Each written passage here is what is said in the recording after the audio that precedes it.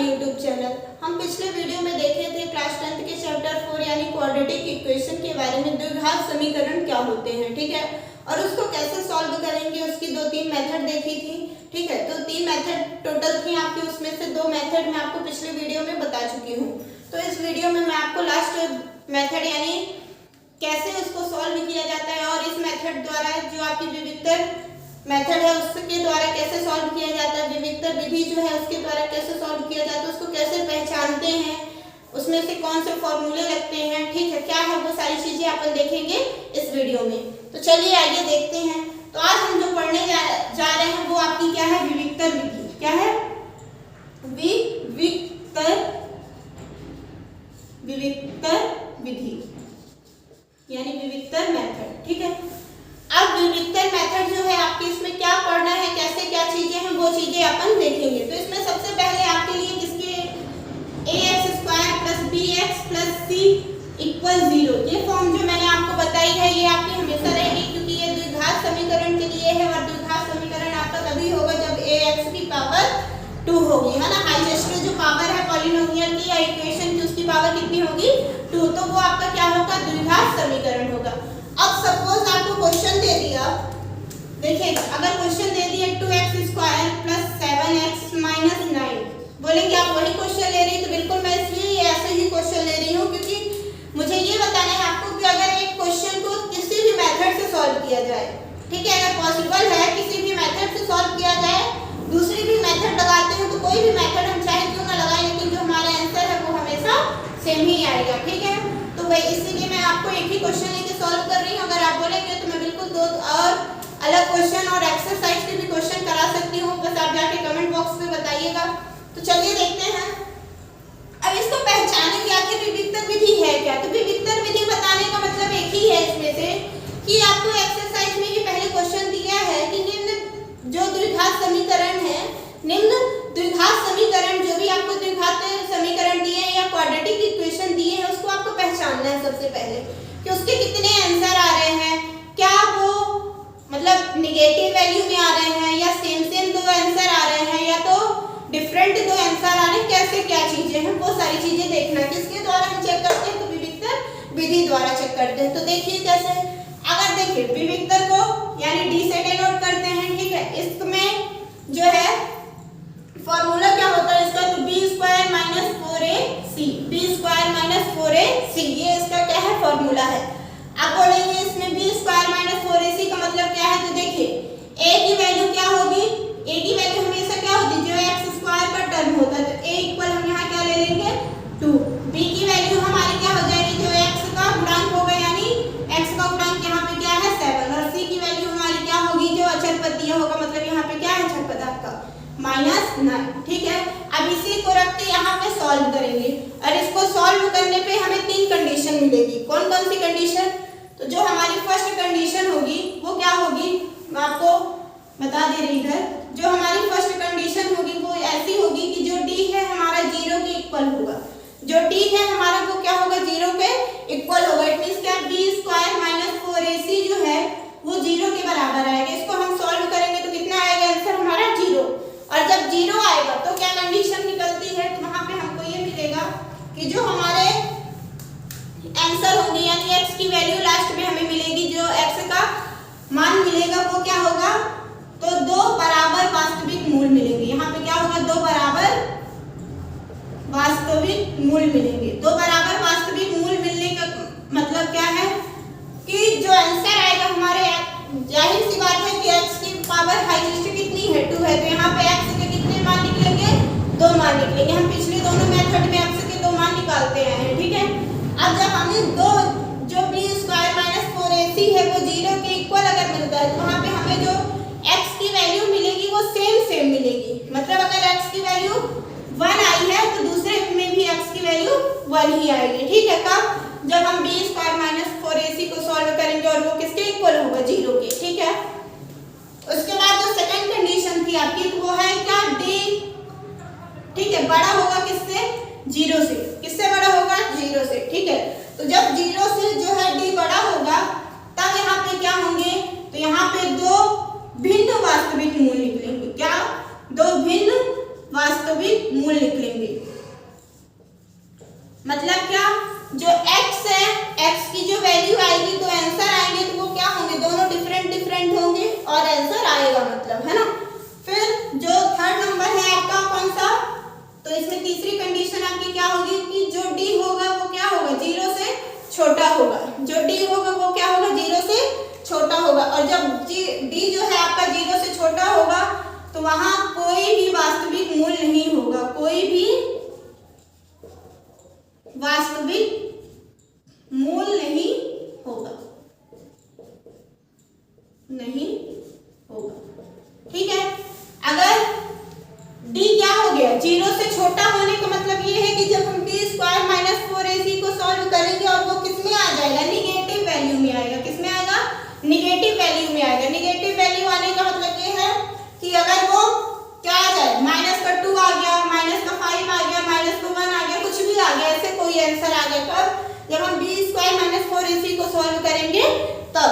तो जब ऐसी कंडीशन आ जाएगी, आंसर आ जाए, तो वहां आपको सॉल्व नहीं करना पड़ेगा। ऐसे आपके क्वेश्चन की एक्सरसाइज में बोला है, जो भी आपका एक्सरसाइज है उसके क्वेश्चन में बोला है, ठीक है। तो देखिएगा -2 -5 -1 आया। आपकी एक्सरसाइज में क्वेश्चन यही बोला कि अगर उसके दो बराबर वास्तविक मूल होते हैं तो हल कीजिए, और या तो उसके दो भिन्न वास्तविक मूल होते हैं तो हल कीजिए, ठीक है। अगर कोई भी वास्तविक मूल नहीं है तो उसको आगे हल करने की जरूरत नहीं है, क्योंकि उसमें x की कोई वैल्यू ऐसी आएगी ही नहीं, ठीक है।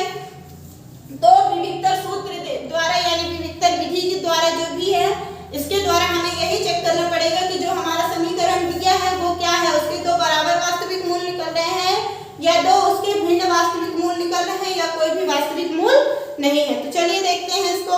सबसे पहले हम चेक करते हैं कि जो हमारा d है वो क्या आ रहा है, 0 आ रहा है या 0 से बड़ा आ रहा है या 0 से छोटा।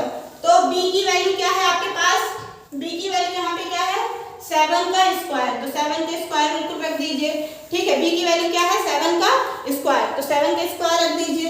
उसके बाद माइनस, ठीक है, -4 इंटू a की वैल्यू क्या है 2, तो हम रख दिए 2 इंटू c की वैल्यू क्या है -9, ये रख दिए, ठीक है।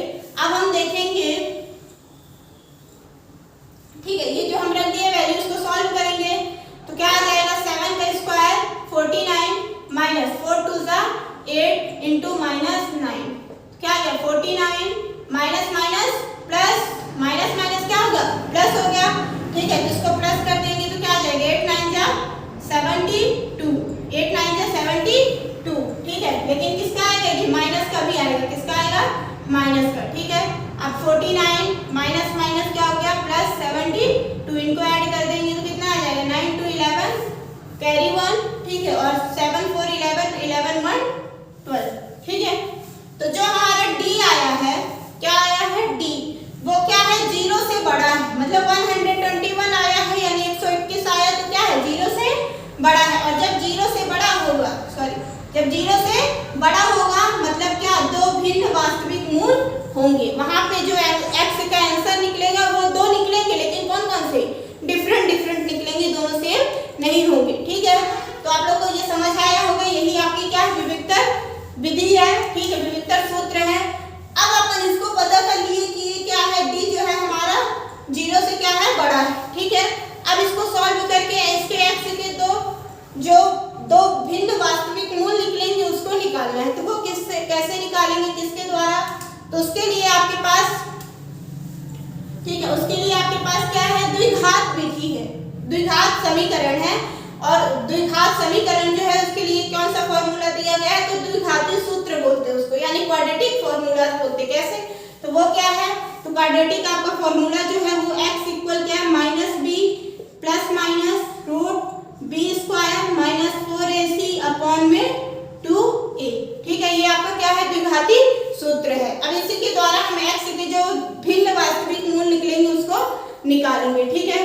तो चलिए देखते हैं, x इक्वल -b की वैल्यू हमारी क्या है, माइनस रहेगा, और b की वैल्यू क्या थी 7, फिर plus minus root b square minus 4ac। तो आप चाहे तो इसमें ये वैल्यू रख के सॉल्व कर लीजिए, ठीक है, या तो हम पहले से ही b स्क्वायर माइनस 4ac को सॉल्व करके रखे हैं, क्या आया 121, तो हम यहाँ पे इसकी जगह पे 121 बिल्कुल रख सकते हैं।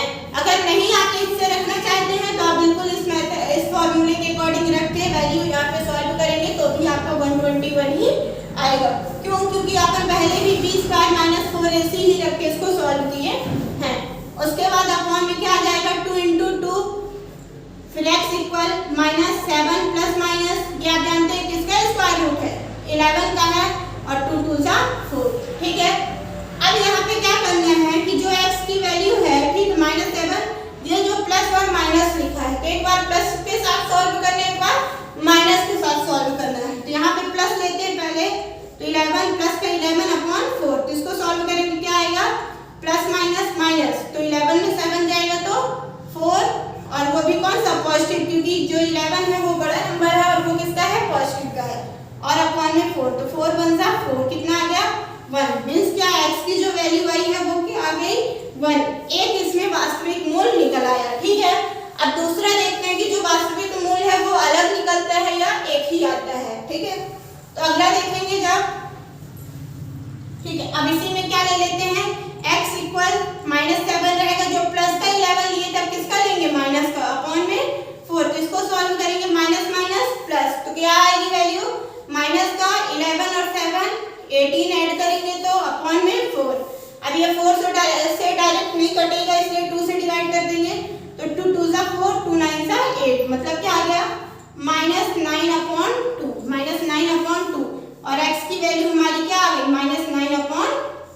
तो जो x के दो मान निकले, पहला आपका x इक्वल 1 और दूसरा आपका x बराबर -9/2, तो ये दोनों जो वैल्यू निकली है, ये दोनों क्या हैं, आपस में अलग अलग है, यानी डिफरेंट है, और डिफरेंट है मतलब ये चीज सिद्ध हो गई कि जो d जो है जब 0 से क्या होगा, बड़ा होगा, तो वहां पे दो भिन्न वास्तविक मूल होंगे, और यहाँ पे देखिए दो भिन्न वास्तविक मूल है, जो आपकी x की वैल्यू है वही क्या है, भिन्न वास्तविक मूल है। ठीक है, तो आप लोग को समझ आया होगा कि विविधता सूत्र क्या है, उसमें कैसे चेक करते हैं कि कौन सी कंडीशन होगी, तो क्या होगा, अगर जो d है यानी b स्क्वायर माइनस 4ac है, जो इसका सूत्र है किसका, d का यानी विविधता का, तो अगर वो d जो है 0 के बराबर आता है, तो वहां बराबर दो वास्तविक मूल निकलेंगे, मतलब x की जो वैल्यू है वो दोनों क्या होंगी, सेम होंगी, और अगर d जो है 0 से क्या होता है, बड़ा होता है, तो वहां भिन्न वास्तविक मूल होंगे, मतलब अलग अलग दो वास्तविक मूल निकलेंगे, यानी x की वैल्यू जैसे यहाँ पे 1 आ गई और यहाँ पे x की वैल्यू -9/2 आई है, और अगर d क्या है 0 से छोटा है, मतलब कोई negative value, b square minus 4ac को सॉल्व करने पर कोई निगेटिव वैल्यू आती है, तो उसको हमें आगे सॉल्व करने की जरूरत ही नहीं पड़ेगी, ऐसा आपके एक्सरसाइज के क्वेश्चन में बोला गया है। ठीक है, तो आप लोग को समझ आया होगा। अगर वीडियो पसंद आए तो लाइक कीजिएगा, सब्सक्राइब कीजिएगा चैनल को, और कमेंट्स में बताइएगा कि आपको और कौन से टॉपिक पढ़ना है, कौन सा सब्जेक्ट